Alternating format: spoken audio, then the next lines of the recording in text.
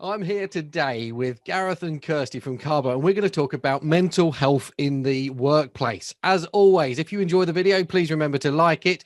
If you have any comments or questions, please post them below the video, and make sure you subscribe to the channel in order to get notified. Let's say hello, Gareth. Hi, everyone. And hello, Kirsty. Hi, everyone. And in that funny voice that I always do at this point for some reason, let's get started.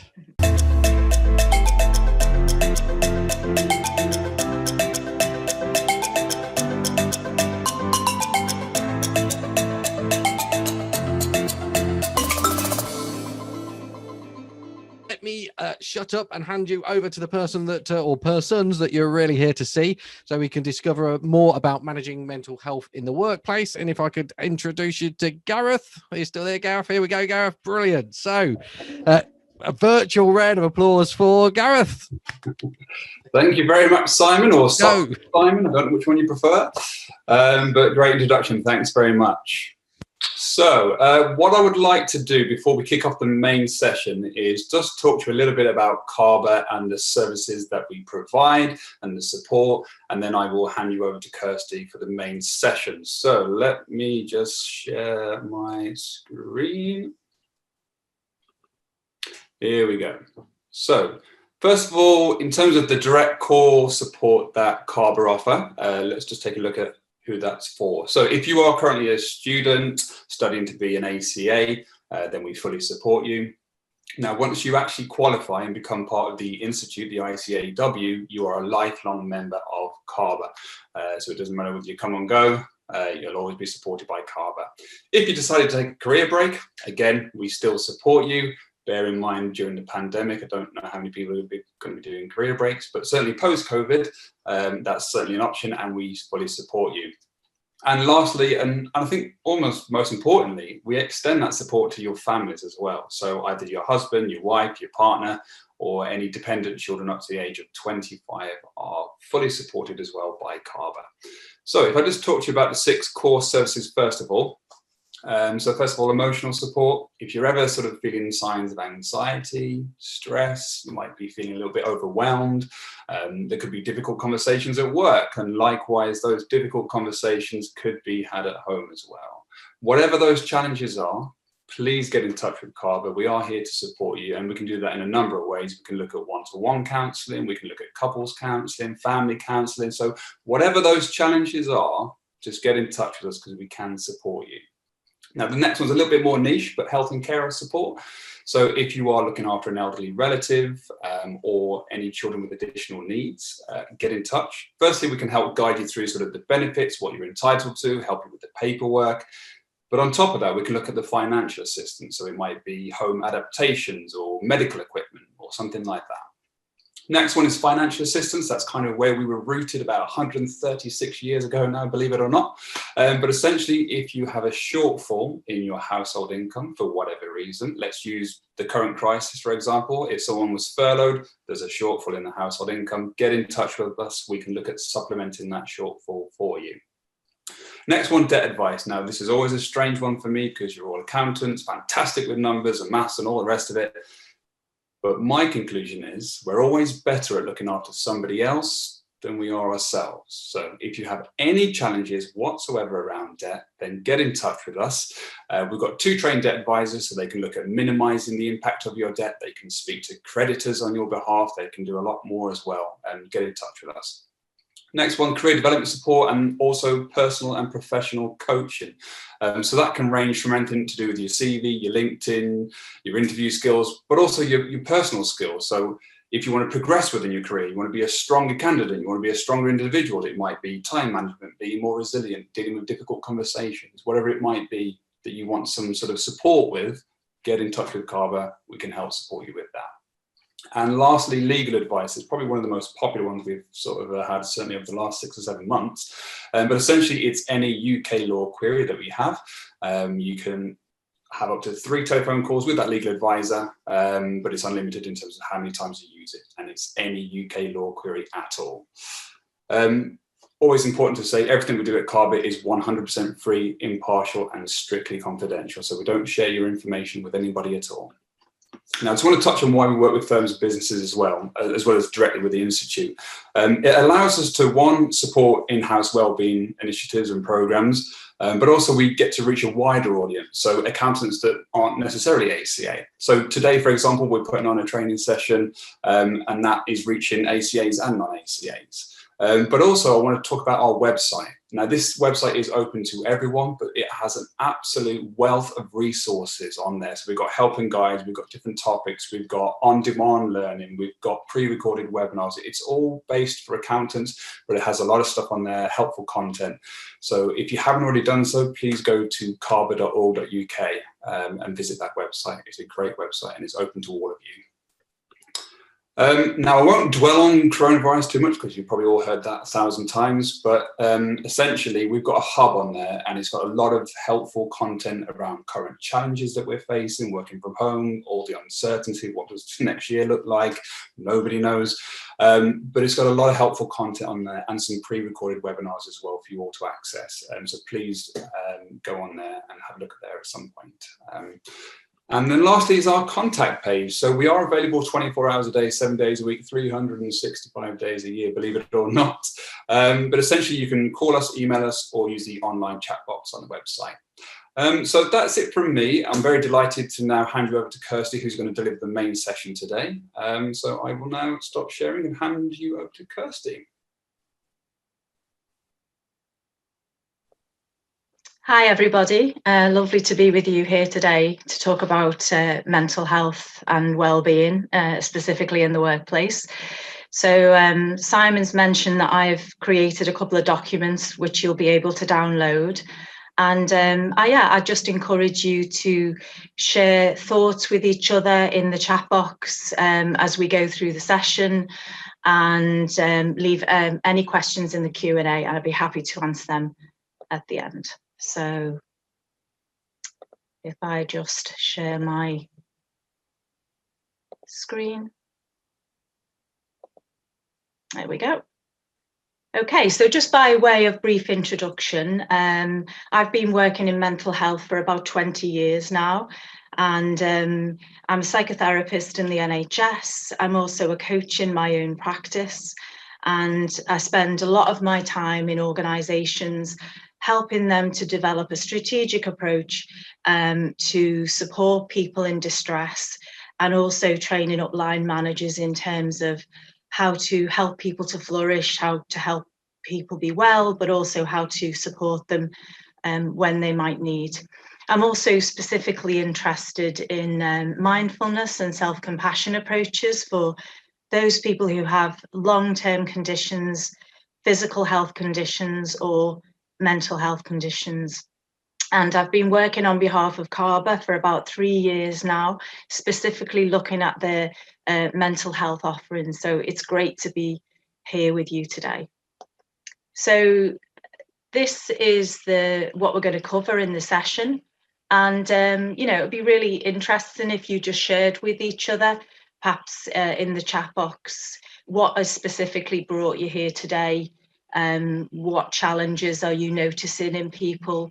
What are your biggest challenges about mental health? And I guess the reason I ask you to do that really is that it's quite difficult for any of us to process what we're experiencing if we don't see those conversations reflected around us. So the more that we can talk about it openly, the more that we can share our concerns, then the more like we are to normalise discussions about mental health and specifically distress. So perhaps share with each other what's brought you here, what are your challenges, so you can begin to see really that, we're all in the same storm, but probably responding quite differently. So we'll look at mental health in the context of the pandemic, the big picture, and then we'll look at how to be an effective leader, what is the role of a line manager in terms of mental health, and then we'll look at how we might recognise distress in ourselves, those people that work for us. And I'd also ask you to extend that to maybe family or friends so that we can build up a community of support, because we know that early intervention is the key. And then we look at how we might start supportive conversations if you're concerned about anybody, or indeed if anybody approaches you. And then thinking more of a strategic approach in terms of how we protect people's mental health, how we promote good mental health, and then how we provide support when it's needed. So what does a strategic approach look like? And then I'll go through the 2 documents that I've created for you and when you might use them and how helpful they might be for you. Okay, so I guess the other thing to think about really before we get into the meat of the presentation is, what does mental health mean to you? I mean, what does that phrase mean to you? Because it's quite difficult for us to set up a strategy or to look after it if we don't really know what we mean by that term. So maybe share in the chat box, what does mental health mean to you? So this is one of the World Health Organization definitions. There are many definitions of mental health. It's a fairly contested area. There are many different models and many different ways to experience your mental health. And this is just one of the definitions. So it's a state of well-being in which a person can realize their own potential, can cope with the normal stresses of life. I would add periods of disappointment and pain, periods of joy and balance, that they can work productively, either paid work or voluntary work or perhaps activism, because not everybody is able to work, and so that they can make a contribution to their community, and mostly that they have a sense of purpose and meaning to their life, because we know when those erode, we tend to get quite distressed. So it's also about how we think about things, how we feel about things, and then how we behave. I'm going to slightly challenge this definition because it doesn't really mention the environment.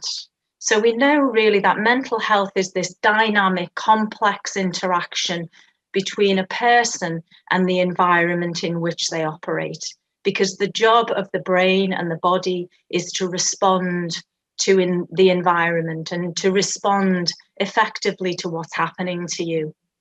So this definition makes it look like it's all positioned in the person, but we know that the environment and what happens to people and what resources they have available and what capacities they have, it really makes a difference in terms of how they cope well or not. And I think it's interesting to refer here that a pandemic is as much of a psychological phenomena as it is a physical health phenomena. And we know that one of our routes out of this current crisis it really lies in our behaviours. And of course, they're deeply influenced by our thoughts and feelings and the values we have. And they're also influenced by what other people are doing around us and whether that's valued or not. So this is an opportunity that we do have to really put mental health on the map, especially in organisations, and developing an environment which enables people to flourish and supports them when they need it. So again, we really need to be getting to the place where we begin to manage performance alongside well-being, and that well-being is integrated into the way that we do business, because we know that healthier people are more engaged and they're more productive for us as a workplace, and they're happier in themselves, because we know from the research that good work is good for mental health. So if we have a look at the context in terms of where we are with mental health, we know about 1 in 4 people will experience a mental health difficulty each year to a diagnostic level. And of course, diagnosis is fairly subjective. There are no blood tests or urine tests to prove what a person was struggling with over another condition. So it's probably going to be a lot more than that subjectively, but it's 1/4 of the population. 1 in 6 employees report mental ill health at any one time, and a vast majority of those refer to workplace as one of the causal factors. So previous to the pandemic, we were at the lowest levels of absence, but interestingly, the lowest levels of productivity. And I think that points to the fact that presenteeism was quite high. And presenteeism refers to people who are in work but really aren't well enough to be there. And they're probably in work because they're frightened of the stigma of speaking up that they're feeling distressed and probably need some time away from work. So they're present physically, but they're not performing in terms of their optimal state. And then leavism refers to people who are working through weekends, working through their days off, working through their holidays, because they're not able to get through the amount or volume of work they've got in their normal working hours. And although we all do this from time and again, we know that that really raises the risk of burnout. And we are seeing more of that as the pandemic continues to affect our lives in many ways. So it's really important that we encourage people to take rest times, take their allotted holiday allowances, have gaps between work so that they can recalibrate and be ready for what's to come. We know that mental health costs businesses about £42 billion each year, and the UK economy about 99 billion. And interestingly enough, half of that is down to lost productivity because a person wasn't supported early enough. So it's not necessarily the mental health difficulty that's causing these big figures. It's also something to do about the lack of early intervention, the lack of wraparound care. And we know that about 300,000 people leave or lose their job every year due to poor mental health. Now, these figures come from the Thrive at Work report, and that contains the 9 new standards which all businesses will be expected to adopt over the next few years. And that's a free document to download if you're interested. So it's just called Thrive at Work 2018. And then there's another document which helps you to implement those standards, which you might be interested in downloading.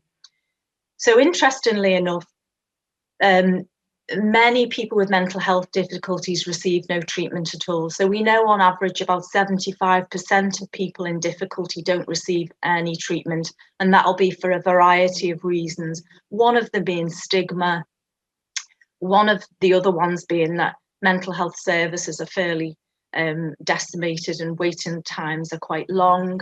And that's where provision like CABA is essential, because those lead times will be a lot less and people will be able to access help and care much faster. So in terms of the pandemic, what does mental health, what does that look like? So there's been some research, and unsurprisingly, distress has escalated as we see the impact of this on our lives. And there are specific groups which is impacted on more, and they are children and young people, women, those people who had mental health difficulties before the pandemic, and maybe because they're not able to access their usual interventions, and various different ethnicities, because we've seen that COVID has had a disproportionate effect on people from different ethnic communities. So you might want to think about that in terms of your approach, your strategic approach to those people who are working with you. The good news is that from research on other crises, a significant majority of people will get through this time as long as their basic needs are met and they have access to social support. But of course, there will always be people who will need intervention, who will need help and support. And the earlier we start those conversations, the better. The other thing I'd mention is if you have been feeling anxious, if your mood has been low, then that's an entirely normal response to what is an abnormal situation. It's not always helpful to pathologize your responses, but know that you're not alone. And many people are feeling anxious because anxiety tends to rise in times of uncertainty, in times of ambiguity, and in times of novelty, meaning that we don't have a frame of reference. Other people may suggest to you that they feel okay, they've had a lot of positive impact from lockdown. We have seen that coming through as well. And of course, there are people who won't be processing what's happening to them until the situation gets a little bit safer. So they'll be very much carrying on as normal, and they won't be able to access any feelings until they feel safe enough to do that. So their response might be slightly delayed. So I guess the trick in workplaces really is to create an environment which gives people permission to feel what they're feeling and to be able to express that, whether they're feeling anxious, whether they're feeling relatively okay, anywhere in between those, or whether they're not feeling much at all. So a permission-giving environment. So COVID will impact on people in various different ways. So the type of job they do, the levels of care and responsibilities they have at home and how they're juggling those, their household or family circumstances, whether they've got space to work effectively, whether they're compromised in terms of the environment that they're in, their gender, their age, their ethnic background, and their levels of health and well-being before the pandemic, because they're likely to be compromised now. And we know that people with physical health difficulties or chronic health problems are much more likely to develop mental health problems, because it's quite stressful to deal with a chronic physical health problem. So it's well worth checking in with people that were compromised before this situation. And of course, we've all come into this situation with varying different levels of coping strategies, resources, levels of well-being, and indeed levels of resilience. But don't forget that resilience is a multi-layered concept, really. It's more of a social phenomena. So we know that those people who thrive better in times of crisis are those people who are surrounded by a network of social support, and they're able to express what they feel to someone they trust. So the psychological impact will vary across groups of people, but of course, we've got those people who've carried on working and maybe attending their place of work through COVID. One of the differences with this situation in terms of other crises is that the length of time that this is going on for. And we know that people are very good at mobilizing against threat. So they have like a surge capacity. And we know for many people that's beginning to deplete, really because the length of time this is going on and the likely impact it's going to have. So it's really important that we take this as a marathon and not a sprint, and we pace ourselves. And where possible, we pace the work that we're doing and the rest that we have between those times. Then we'll have various members of staff who are working at home, where the boundaries between home and work have slipped and they're juggling many different plates. And they may need you to be more flexible in terms of how they do their job, when they do their job, and the support that they need might need to be varied and flexible. And then, of course, we have people who are on furlough, who might be worried about the impact that has on their long-term prospects. And as we begin to open up society again from next week, we might even have the notion of people returning to the workplace, and they will bring with them, anxieties, worry about getting out into the world again, worrying about catch the virus, and worrying about being away from their place of work, etc. So if we look at this at a whole, we've got the strain of COVID, the pre-existing mental health difficulties that we saw, which was 1 in 4, and then the psychological impact of recovery phase, because as we begin to recover, we may be able to see the actual impact much more clearly, and people are going to have to deal with that for a length of time. So these are some of the possible health implications. So we talked a little bit about overwhelm, and interestingly enough, last year, the World Health Organization defined burnout as an occupational phenomena.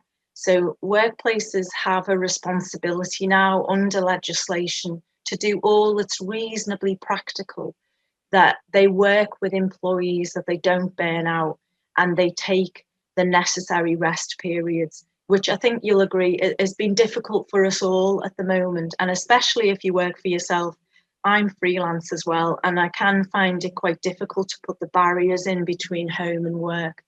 but it's really necessary to protect our mental health as we go forward. Anxiety, we've talked about how it's completely understandable that people are anxious, low mood, depression, sleep. I think the one thing I want to bring your attention to on this slide really is grief. I don't think that's talked about quite as much. So we are experiencing a period of what we call ambiguous loss, and they're losses that are not clearly defined and they don't have a singular point in time.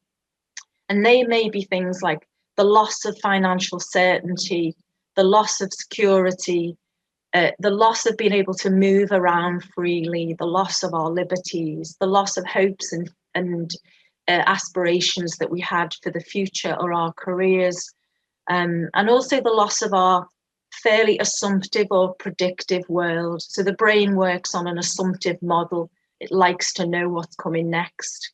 And of course, this has turned all that upside down.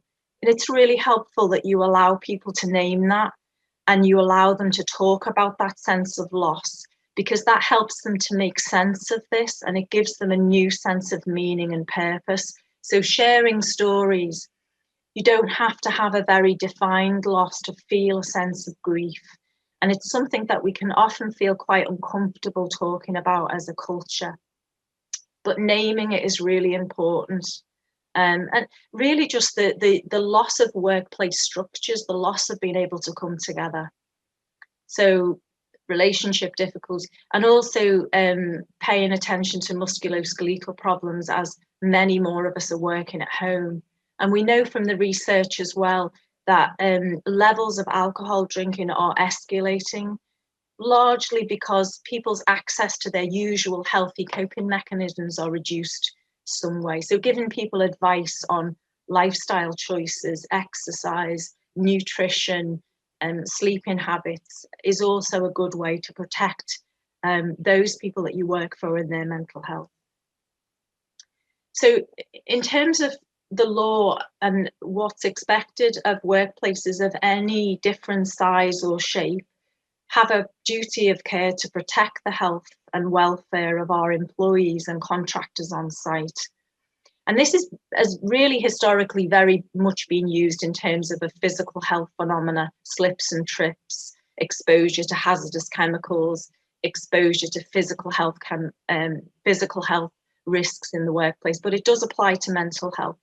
So we do have a duty to carry out risk assessment so that we can make sure that the things that we ask people to do as part of their normal working practices are not exacerbating or causing difficulty or distress.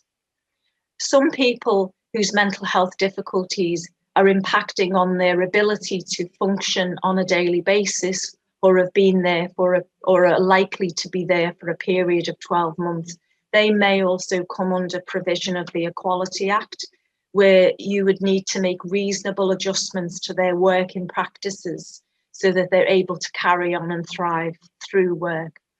Now, ACAS is a really good website that will give you specific details of what we mean by reasonable adjustments, because they come in certain different categories. And of course, adjustments will very much depend on the resources that you have available, the size of your business, and the fact that they are reasonable and that you're able to explain clearly what adjustment you made, that you checked it was working, and that you took a collaborative approach with your employee. And the stress risk assessment is a document that has been put in the chat box for you to download. So having a think about the role of a line manager, really, we're not there to manage people's mental health and well-being.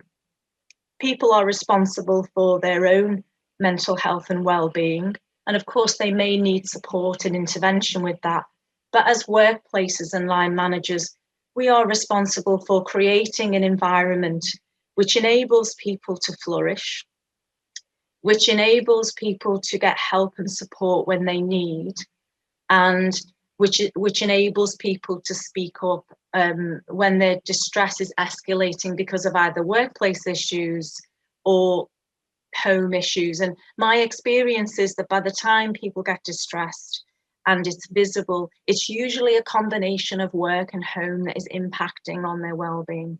So it's really about creating opportunities to have sensitive and supportive one-to-ones where you allow people space to talk about their difficulties, to talk about their challenges that are impacting on their ability to function and thrive at work. Also, to provide guidance, especially if you're a manager who is working with an employee who's in a fairly complex health situation. And this will be quite prevalent in terms of COVID, because there'll be many people who are living with health conditions, which means their risk of catching COVID or the impact of that will be much greater. So you may find yourself managing people where the situation is fairly complex, and you might need ongoing guidance and support about the best way to deal with that. Not every business, I'm aware, has access to in-house occupational health, but you can access occupational health through private providers on a pay-as-you-go basis. So if you do have a complex case, occupational health is there to help you with decisions around fitness for task and role. And they are the specialists really in terms of what people are able to do, how they're able to do it, and how we put reasonable adjustments in.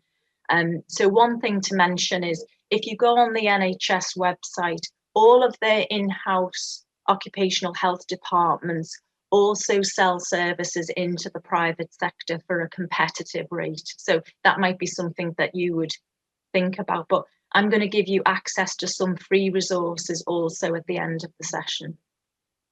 I think the most important thing also, if you're a line manager or a business owner, it's really important that you pay attention to your own mental health so that you have the capacity to support other people in distress. And if your own stress bucket is really full and you're not able to process what you're experiencing, it can be very difficult to hold a space for other people who are also distressed and struggling. So it's really vital that you reach out to your peer network, and especially if you're, freelance or you're running your own business, it can be quite challenging. So making sure that you reach out to those support services and those peers so that you can share experiences and share best practice. So in terms of the role of a line manager, really it's about managing workloads, also being a good role model. There's little point in telling people or advising people on their health and well-being if we're not role modeling, taking breaks and caring for our physical and mental health. And if you feel comfortable, sometimes it's really helpful for leaders to talk about their struggles with mental health, because it tends to create a climate where people feel psychologically safe enough to speak about their own challenges. And then, of course, to spot the signs that somebody is distressed. So if you feel comfortable in one-to-ones, you might explore with a person, how does stress show up for them? How does anxiety show up? What are their unique signs and symptoms that they're getting distressed? Because although we'll go through a list of very typical indications, each one of us is very different and they will show up differently in people. But if you can have that open, honest conversation before people get distressed, you'll be much better armed really to intervene early. So having explicit well-being conversations in one-to-ones, or when you come together as a group, simply asking each other how you are, how the day's gone. I think also weaving in opportunities to talk about something other than work is really helpful, either at the beginning of a meeting or at the end, especially now as people's ability to have social contact with each other is being reduced. We probably need to make more of an effort that we connect in and allow people to talk about their interests and what they've been doing recently to help themselves. So encouraging people to get involved in wellbeing activities if you organise any at work. And that's also a way of bringing people together, that you've got a shared focus, and also utilising the many talents and skills of your employees that they're not normally able to showcase at work. I was working with a client the other day who was created a kind of Christmas conference where each different employee was showcasing a hobby or a skill and teaching other members of the environment how to do various things. So, and that was a lot of fun. People came together, and it was a way of sharing things. And then, of course, importantly, tackling poor work habits. So if you notice that someone is working excessively long hours, if they're emailing in the middle of the night or very early in the morning, if you notice there's mistakes or their performance is dropping, it's taking an exploratory approach and just exploring that in terms of whether this person needs any help, as opposed to a punitive approach where, you know, where people get into trouble because they do things wrong. And I do see that in many organizations, but it's just exploring with people. If you notice their working habits change in any way, is it that they need some support? Of course, we've all had to be fairly creative about when we work and where we work at the moment, because we might have various different caring responsibilities. And it might be better that we work at different hours of the day if we've got children at home or we're caring for elderly relatives. So it's not necessarily that people are in distress, but it's well worth exploring that with them if you notice a change. And then, of course, if a person comes back after a period of absence or ill health, it's really thinking about a good return to work meeting where you explore with a person what they might need to keep them well at work. Now, this is especially important in mental health because work is part of person's recovery. It's part of their rehabilitation. So people don't come back to work 100% well. They're likely to come back still symptomatic.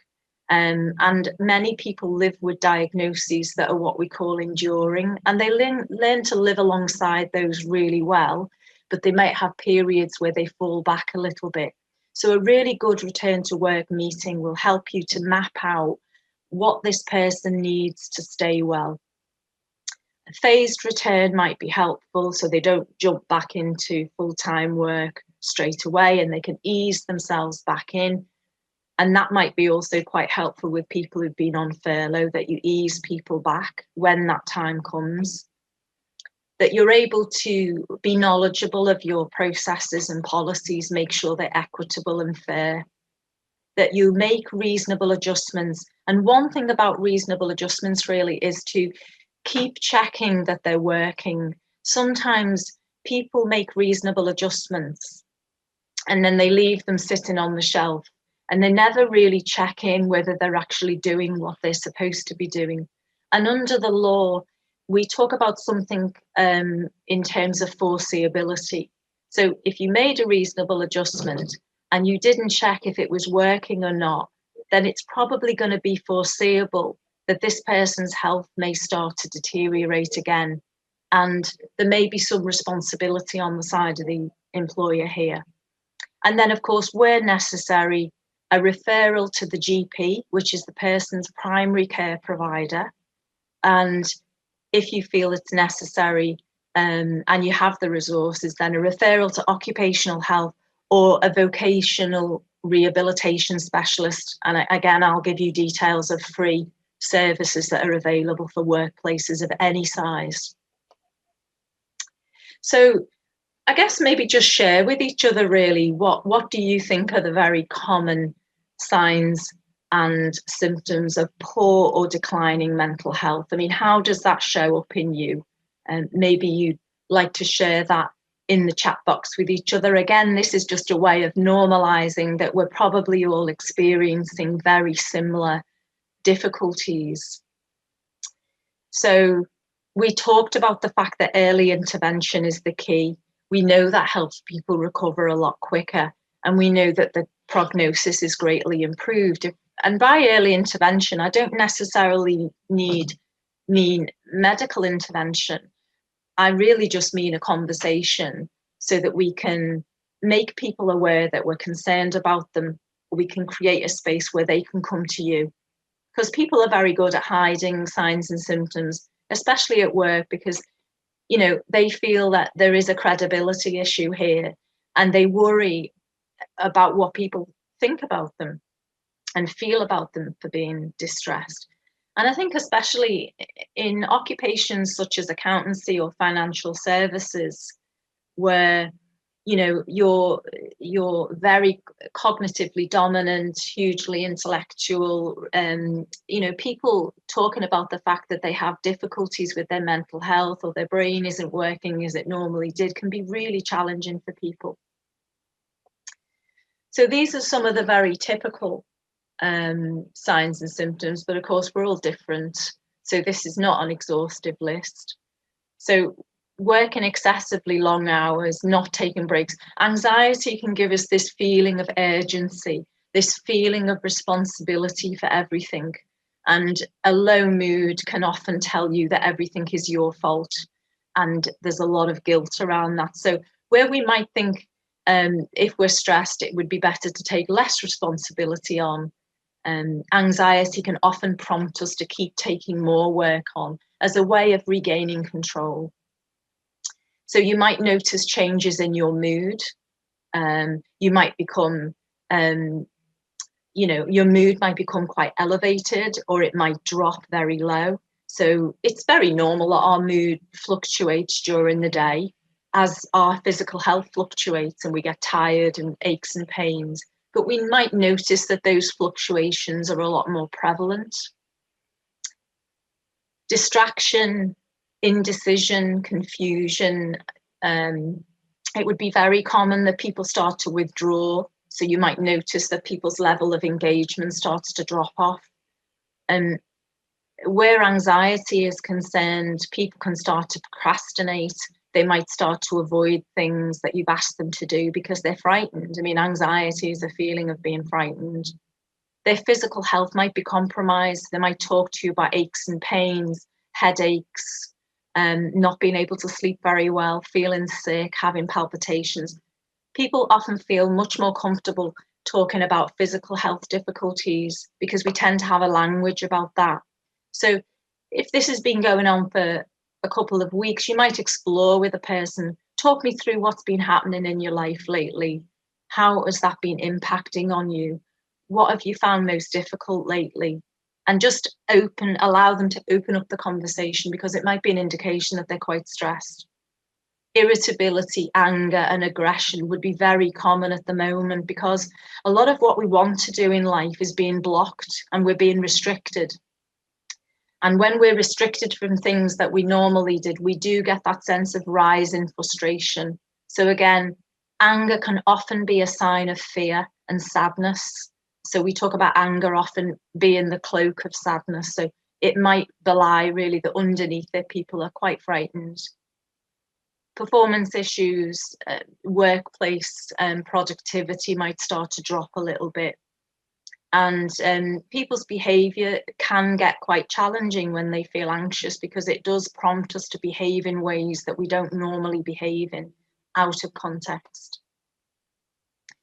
So in terms of exploring with a person, you know, what's happening to them, these are just some thoughts of mine really, in terms of what does a supportive conversation look like? And what is our intention in this conversation?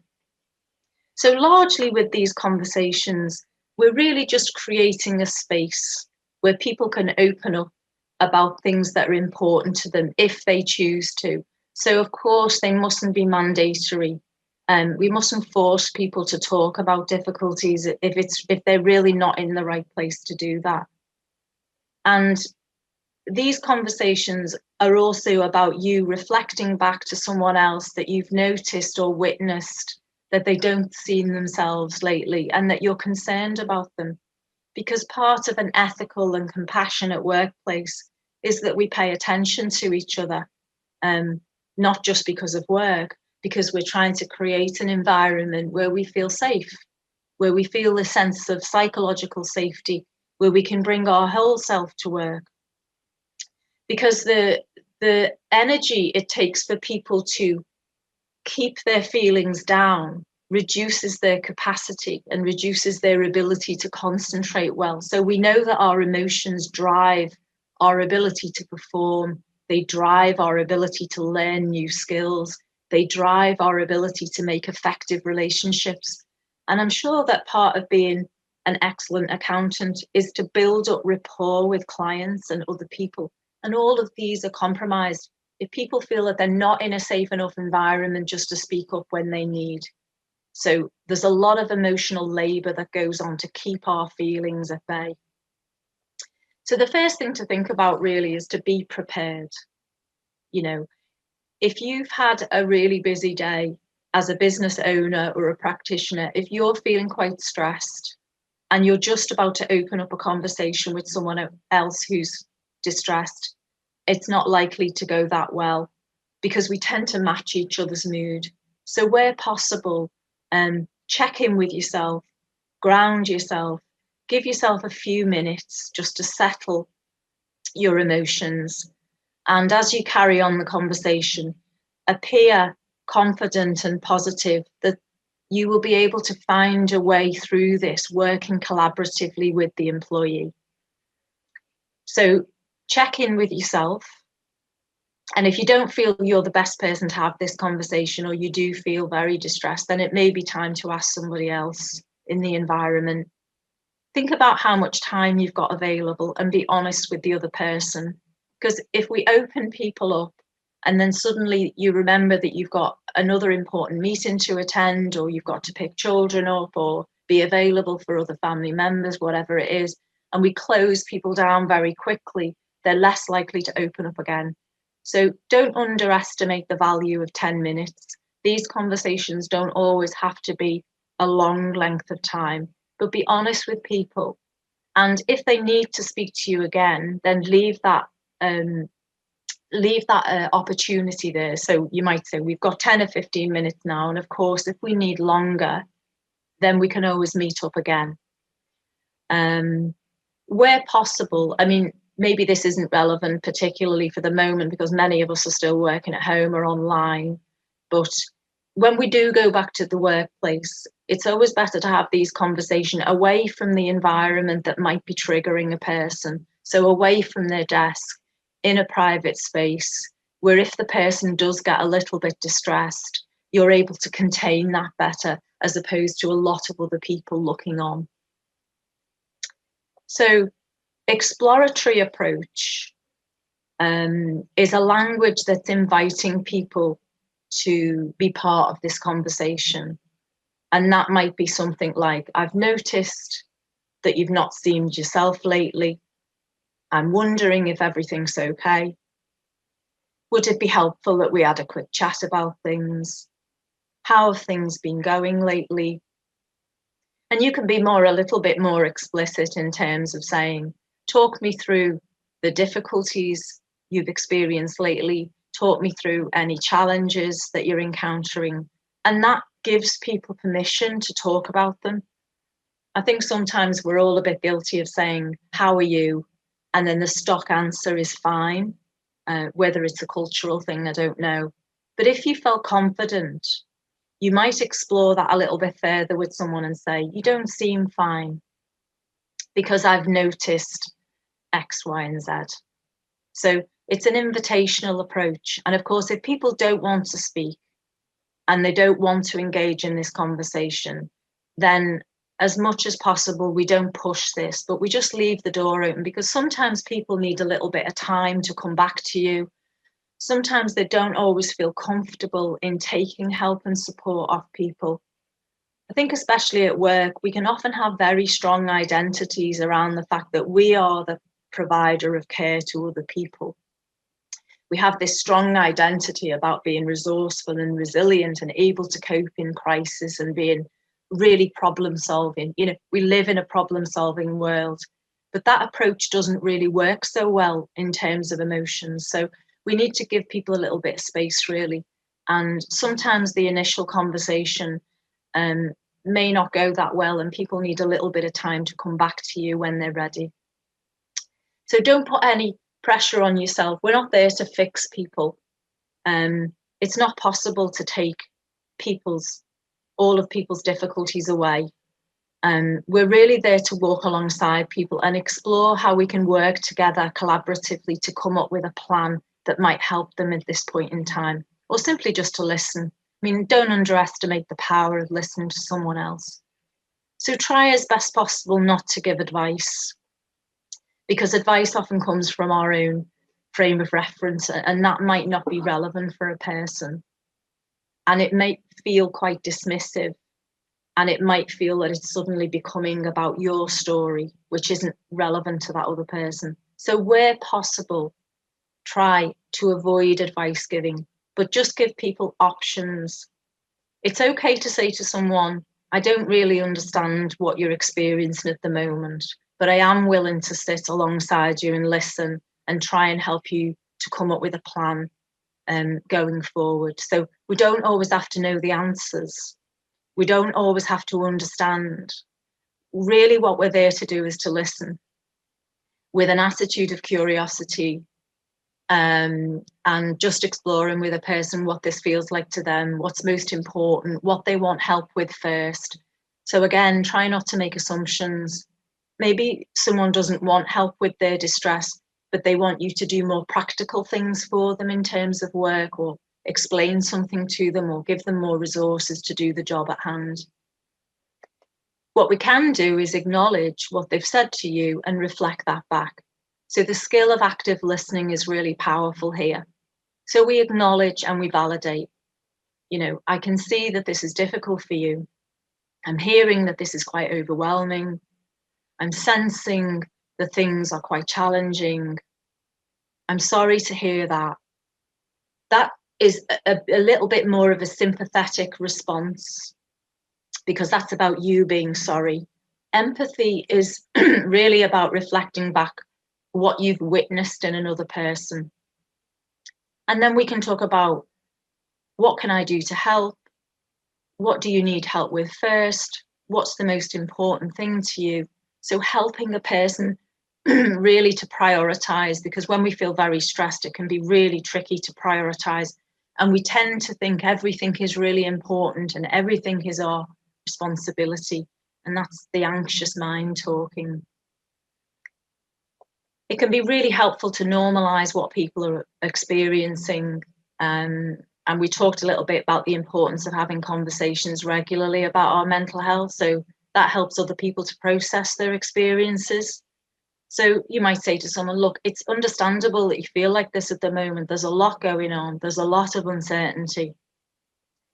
It's understandable that you feel this way. And by that, you bring them back into the social group, and they recognize that there's a shared common humanity here. They're not on their own. Everybody's in a very different position, but everybody has some shared experience here.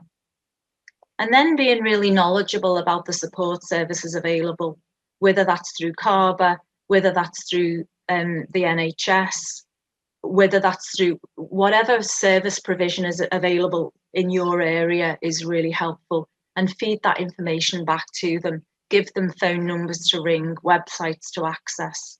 You might create a little hub where people can go on an internet or an intranet site, and they can pull down advice for debt, grief, bereavement, childcare, whole range of things that might be affecting people's difficulties. And then, of course, ending the conversation as well as you started. So you might say to someone, I'll check in with you in a few days' time. If they don't want you to, then obviously that you respect their decision.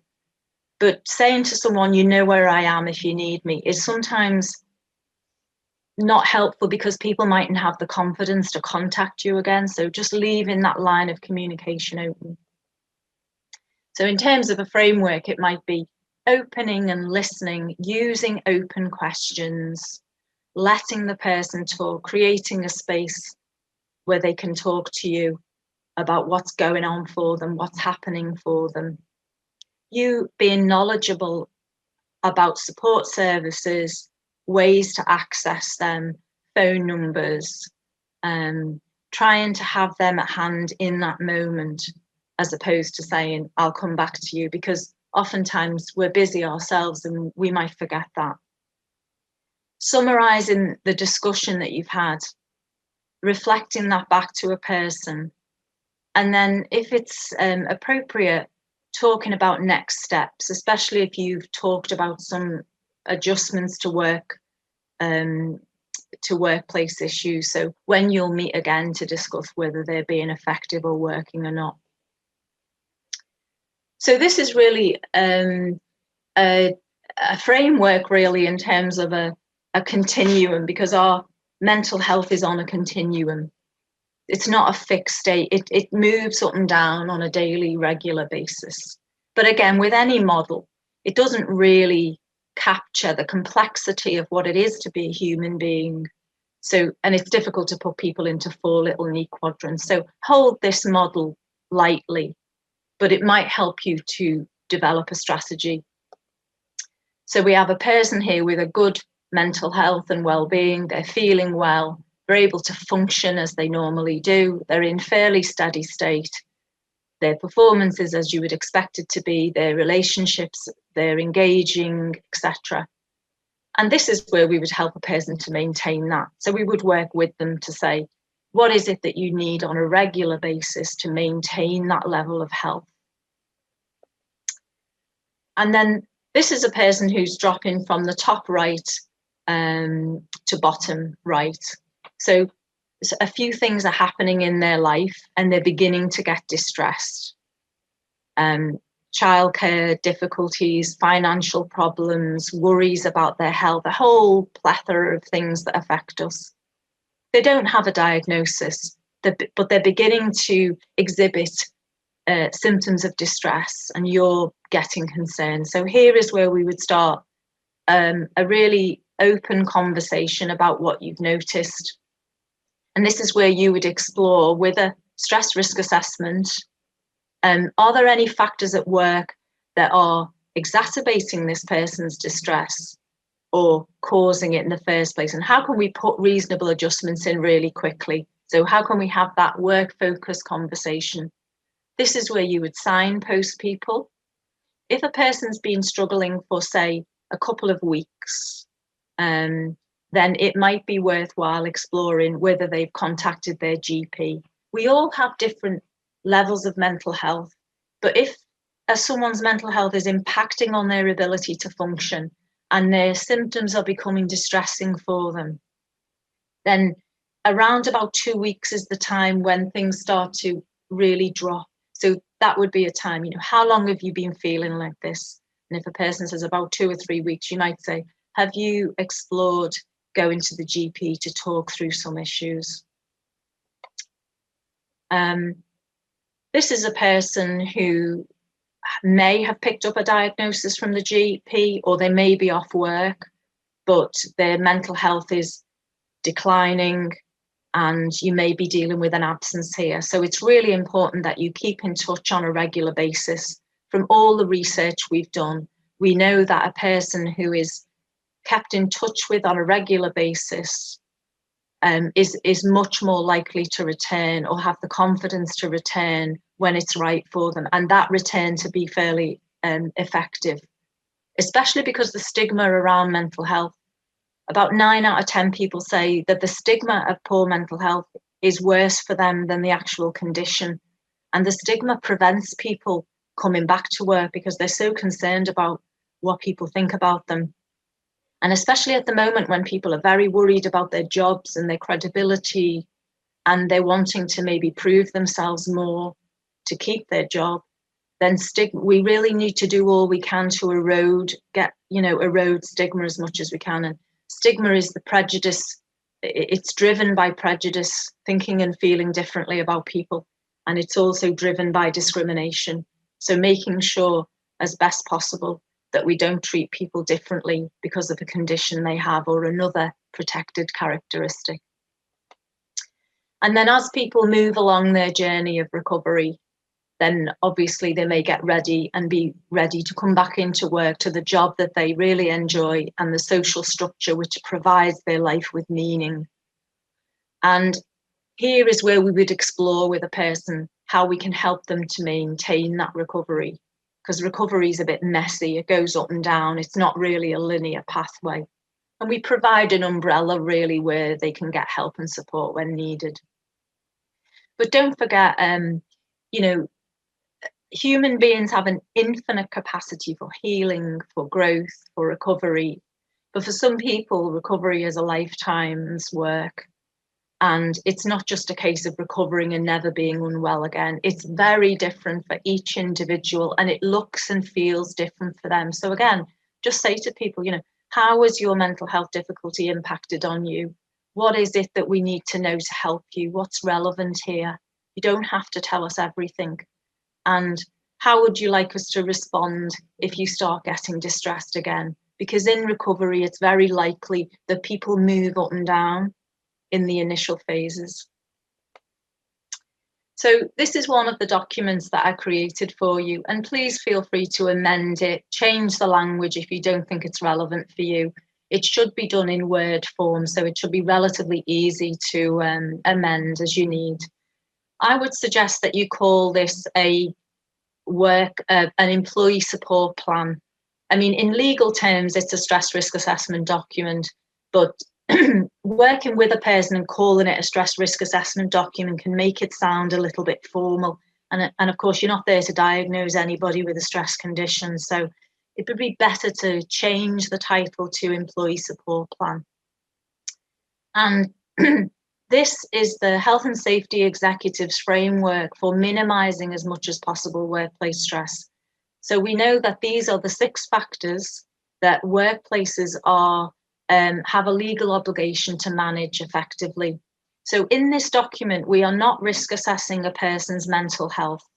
We are risk assessing the workplace factors that impact on a person's mental health, and that in some way workplaces have and organizations of all sizes have a responsibility to manage.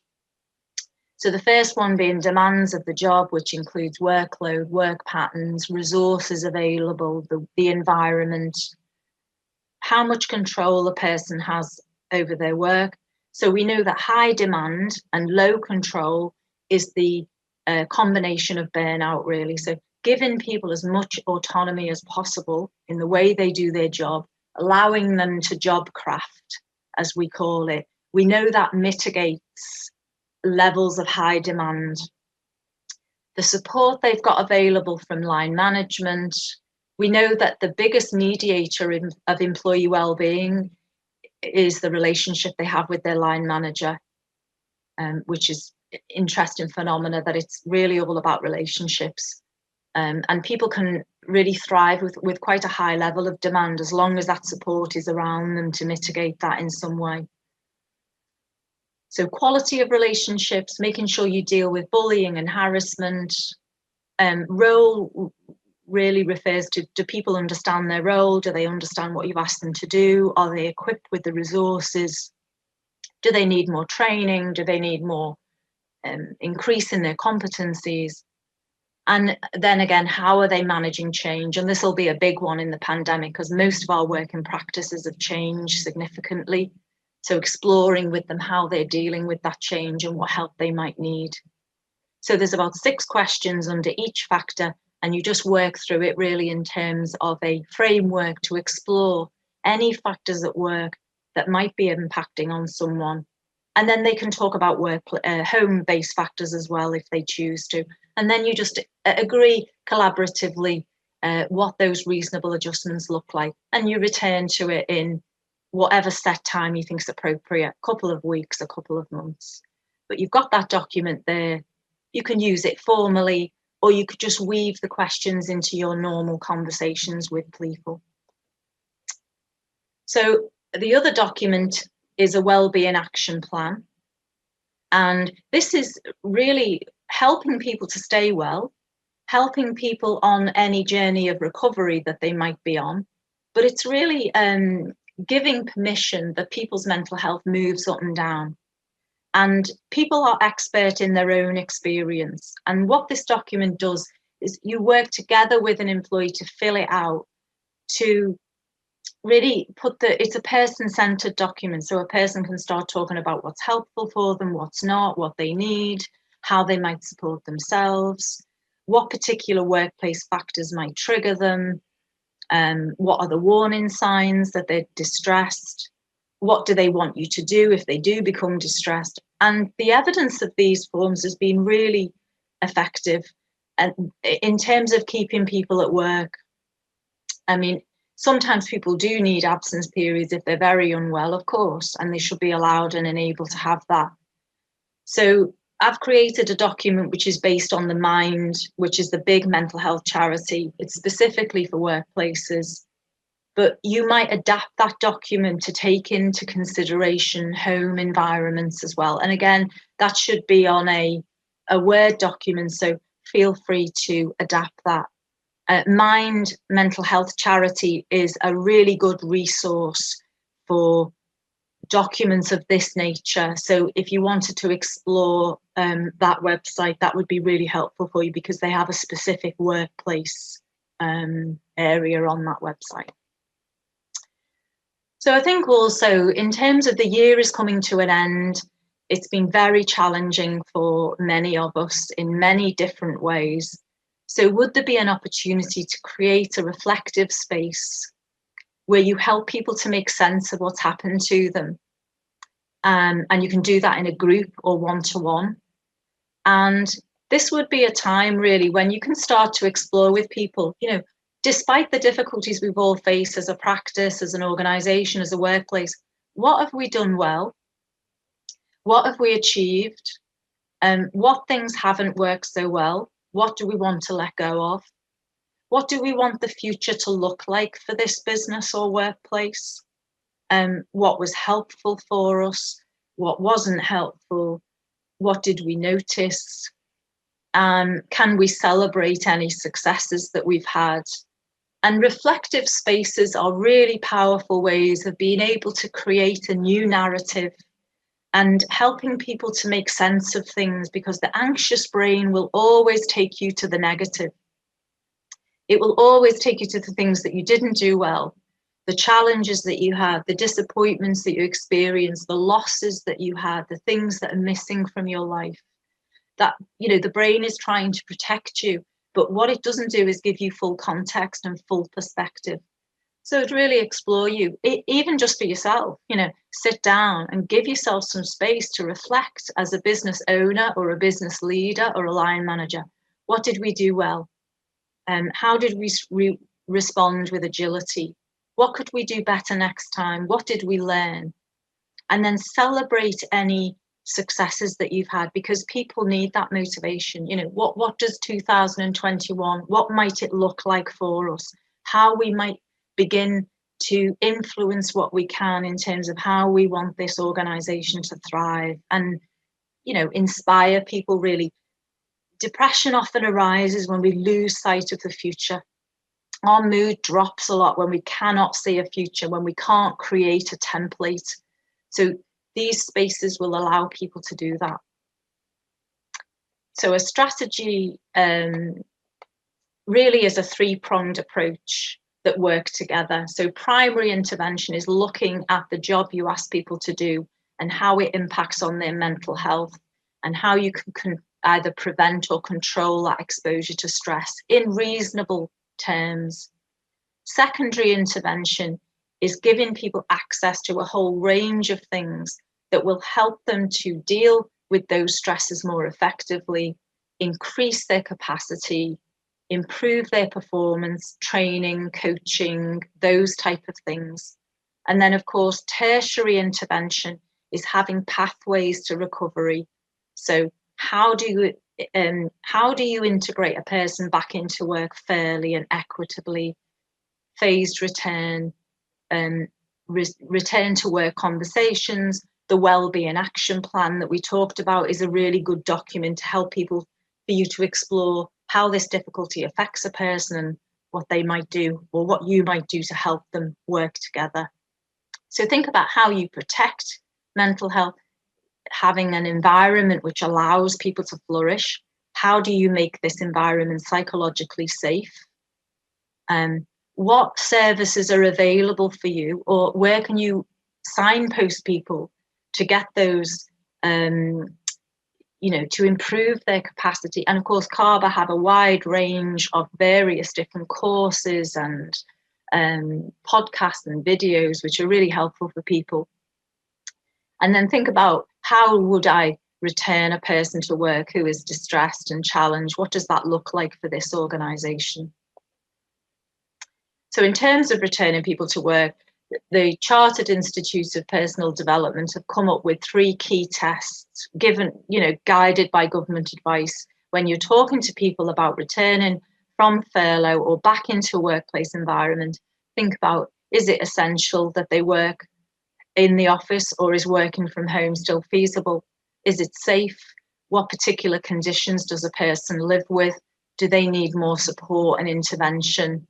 And is it mutually agreed? Wherever possible, agreement is the key.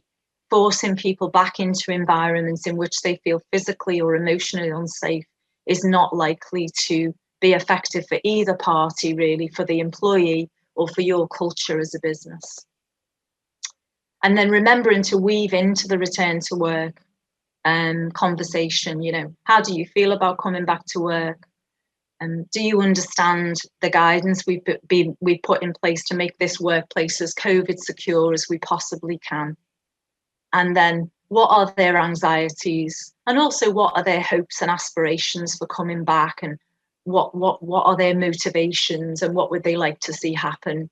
And working together to put a plan in. I think it's really important that people understand what you might have done to make your environment safe, because I'm speaking to a lot of people lately who still don't understand the tier system. They're really confused. The branding hasn't been great. The communications have been fairly poor. And I think that's causing a lot of people to behave in ways that they would be less likely to do if they understood what the restrictions were.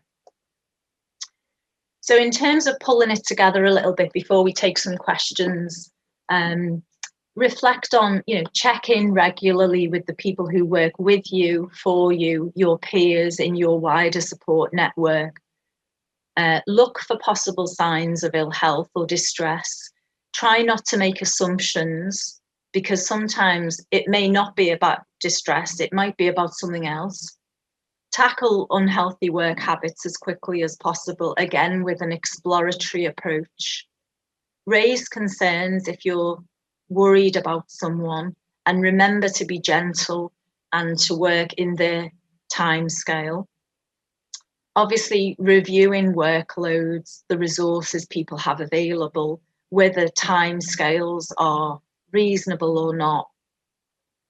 Know the support services to refer people to. So a couple that you might want to make note of is IAPT is the government or the NHS provision for counselling for adults. So IAPT, put that into Google search and it will bring you up all of the numbers in various different localities around the UK. So say if you lived in Merseyside or Warwickshire or London, you just put that locality in the search engine and it will come up with all the numbers. And IAPT is a self-referral.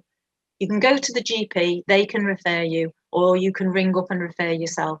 And you should be spoken to within about 7 days. Unfortunately, the waiting lists are very long, but it's still worth exploring. And of course, CABA's waiting list will be much less than NHS at the moment. Wellbeing opportunities.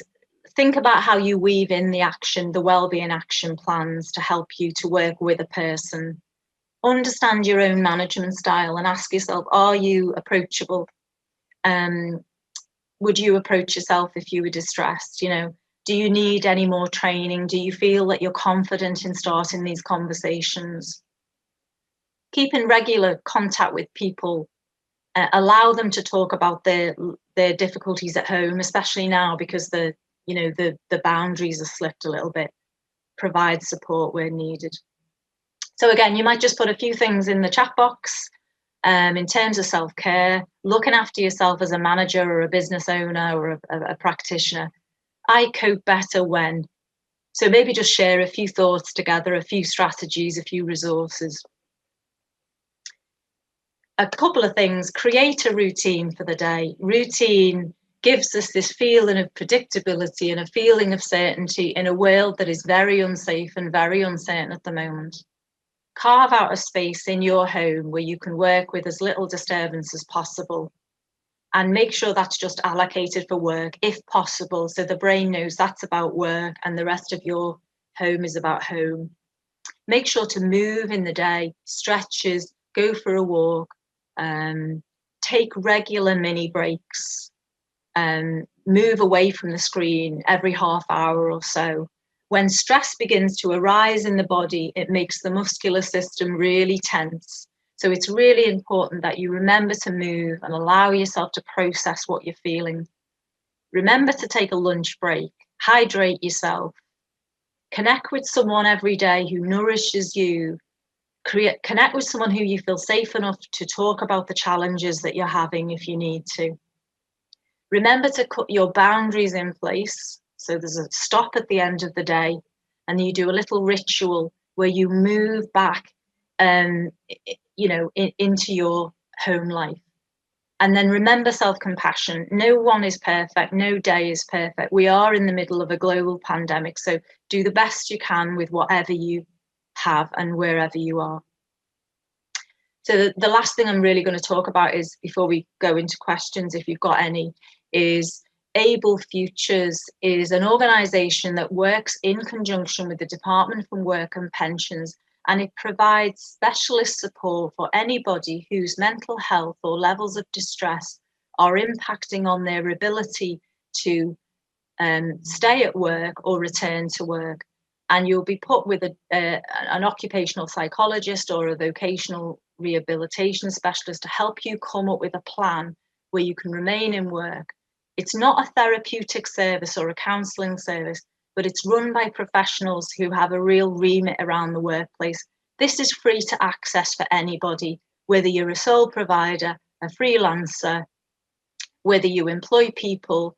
Anyone can ring this number and get access to provision for about 6 months. And they will also liaise between the employee and the workplace to come up with some really work-specific, reasonable adjustments. So it's a great service. I'd really encourage you to take that number down when you're supporting people. Okay. And these are some other resources that are available in terms of exploring this very big subject matter in your own time. So I'm just going to stop the presentation and just ask if anybody's got any questions I can help with, or any comments or any reflections on the presentation, anything you found interesting. Brilliant, Kirsty. Thank you. There's no questions in the Q&A box at the moment, but if anybody's got any questions, if you pop them in the Q&A box, then I will gladly ask them for you. Just while we're waiting to see if anybody's got any questions, Kirsty, I've got a couple of my own, if you don't mind. An observation, you during the conversation, you talked about don't tell people that you're available, and I as soon as you said that, I know that's something that I do all the time, and I preface it by saying things like, I know I look busy, but if you need me, then come and grab me. So that was an opener for me, and I know Elizabeth posted in the chat box as well. So can you just refresh how you approach that? How do you open up that conversation? I mean, you can't say, I know you look a bit mental. Is there something I can do? So what language would you use? Could you just remind me, please? I think it's like an invitational approach, really. I've noticed that you don't seem yourself lately. I've noticed that you've turned up late a few times. I'm wondering if everything's okay. And what you're really doing is you're inviting people to respond, and they have the control of whether you do that or not. An accusatory approach would be, well, you look tired today. And, are you okay? And the only thing they concentrate on is the first bit of it, really, which they may take as, an insult, or they've been desperately trying not to look tired and you've drawn their attention to the fact that they do. So people can get quite emotionally aroused then and activated and less likely to feel safe to open up. So it's just exploring. I've noticed you don't seem yourself. I'm wondering, is everything okay? Would it be helpful that we had a quick chat? How have things been generally? That type of conversation. Okay. And then a sort of a sub question of that, if you like, if if if you feel that perhaps a team member, you've asked those questions and a team member's not sharing, and that could be an authoritarian thing, they don't want to say to you because they think they might get sacked or disciplined or whatever, is it appropriate to have a conversation with one of their colleagues or another one of your colleagues and get them to inquire, or is that kind of sort of starting the office gossip, if you like, and creating politics? And perhaps now I'm saying it out loud and vocalizing it, I suppose every situation is unique to itself, but is there a sort of a general rule? Well, I think it's an interesting point. I mean, there's never a right or wrong answer with these things. It's not that kind of subject matter, but I would really check in with yourself whether there are any barriers to people opening up to you. It may be that they want to speak to another man or another woman. It may be that your role, remember, there's a lot of power in workplaces in terms of role and status. So they may feel uncomfortable opening up to someone who's of a very much higher status than them.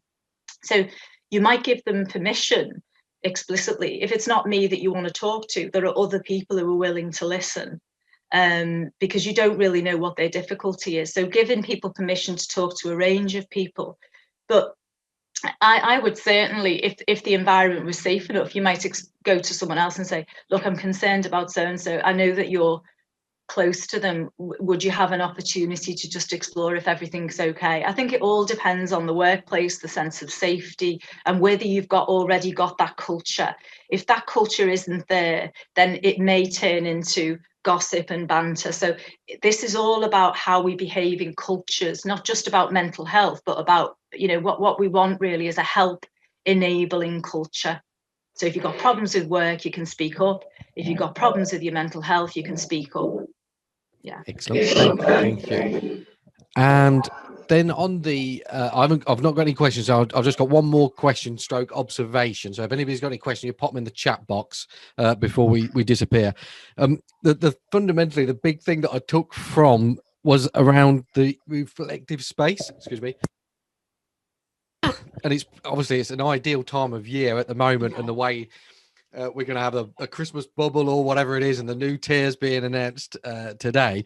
But the conversation, the categories, so where you've got end, amplify, let go, and restart, I've sort of subdivided them into what did you start that you want to stop? What did you start that you're going to continue? What did you want to stop that you're going to stay stopped? And what are you going to stop that's going to start? So there's like those 4 start, stop, and stop and starts. And I think that's a useful tool, for want of a better word, in that reflective conversation, and the same in conversations with individuals and even within family environment. I'm thinking of stuff that I am now doing at home. So one of the things is I need to get segregation between stopping work and starting family, so the routine that you shared. But there's lots of things that I'm now doing as a father that I wasn't doing in February, purely because I'm spending so much time in the home. So I think that's a really interesting exercise to do both at work and in the family environment, perhaps over the Christmas and New Year break. So I think it's a good time to do it. Winter can be a reflective space. I'd also encourage people to really concentrate on your achievements, because they have been really compromised in terms of what we normally achieve. So really reminding people that through this difficulty, we have achieved an awful lot as a society, as workplaces have been enormously agile. I mean, it's quite spectacular, really, and we must celebrate them because they give people balance. Yeah, I mean, just purely within what we've done at Greenstones and what the accounts community has achieved by pulling together and the work that they've delivered. And it made me smile because the conversation where you said about it's easy for us to look at the negatives and dive into the negatives. I know the conversation we had with somebody I work with on Tuesday, we started that conversation by saying, look, let's talk about the positive stuff, and within 30 seconds we'd gone back to the negatives. So that's again a really good point for me to be conscious of. So thank you. And that's the brain. That's how the brain works, really. It's the brain's job is to keep you safe. It's not to keep you happy. Happiness and well-being are intentional practices. So you have to move your focus back to what you have achieved, what you have done. And it was only a couple of years ago people were saying flexible working doesn't work, working at home doesn't work, and here we all are now, and it is working, you know. Yeah. Brilliant. Thank you. I've got a question from Elizabeth. And she starts by saying, feel free not to answer as it's not what the session is about, but what can you do if your manager or somebody higher than you in the hierarchy that's struggling, not because it's having a detrimental effect, but because you care? So I suppose that's the reverse psychology. So a team member thinks that their boss is struggling. Is there something that you can do in that situation?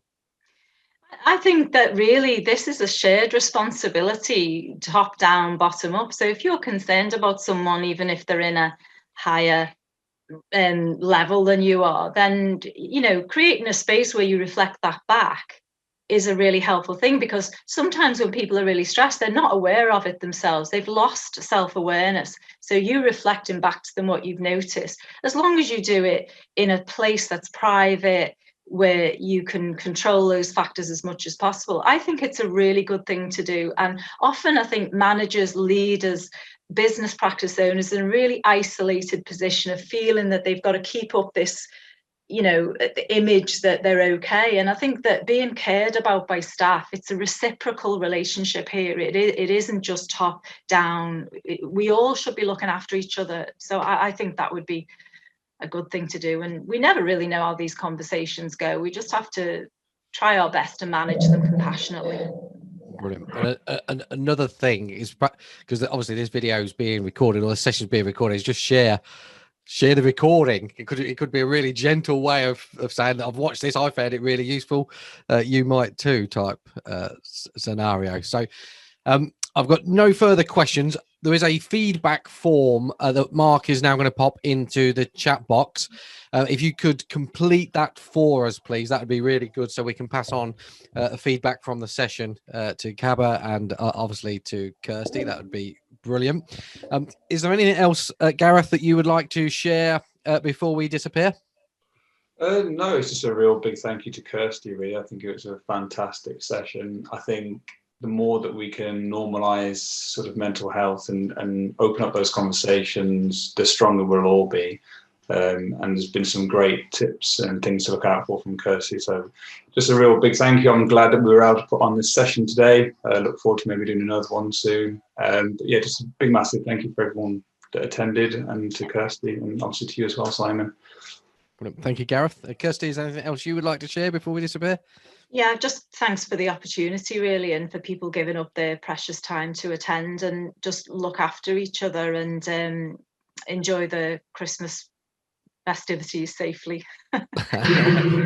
One of my coping mechanisms is to eat, so it's like the ideal time of the year for me, and red wine. But anyway, there's enough about that. So just briefly to say thank you again, Gareth and Kirsty, for giving up your time and sharing this morning.